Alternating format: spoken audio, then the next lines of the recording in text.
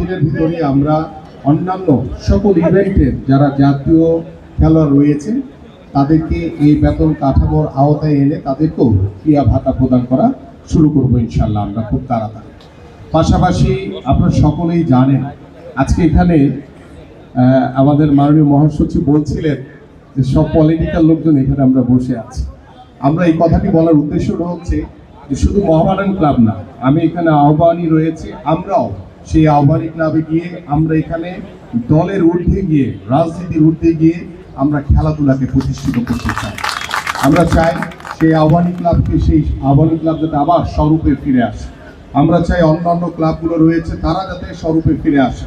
আমরা চাই মোহামেডান এবং আহ্বানীর যে দৌরত্ব সেটা মাঠে থাকবে, প্রতিযোগিতা মাঠে থাকবে, কিন্তু অফিসিয়ালদের সাথে তাদের দেখাশোনা, তাদের কথাবার্তা, আড্ডা সব যাতে আগের মতো আমরা যাতে স্বরূপে ফিরে নিয়ে আসতে পারি। এবং আমাদের মাননীয় প্রধানমন্ত্রী ইতিমধ্যে বলেছেন যে আমরা খেলাধুলার সাথে কোনো রাজনৈতিক কোনো কর্মকাণ্ডকে কখনোই জড়াবো না।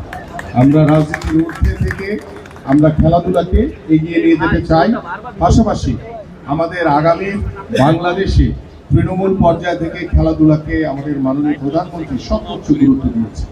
আপনারা সকলেই শুনে খুশি হবেন, ইতিমধ্যে গতকালকে আমাদের মাননীয় প্রধানমন্ত্রী বলেছেন যে আল্লাহর রহমতে আগামী 30 এপ্রিল সিলেট থেকে আমরা নতুন করে স্পোর্টস একই দিনে 64টি জেলায় আমরা উদ্বোধন করব ইনশাআল্লাহ।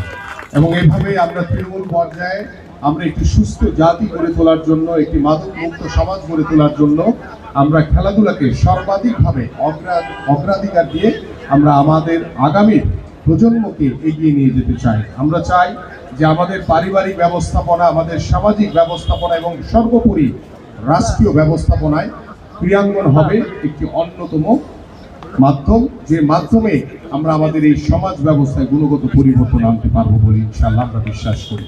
প্রিয় উপস্থিতি, আজকের এই মোহামেডান ক্লাবে এখানে দীর্ঘদিন ধরে আমরা দেখেছি যে রাজনৈতিক বৈষম্যের কারণে এই ক্লাবগুলো অনেকাংশেই অনেকভাবে পিছিয়েছে।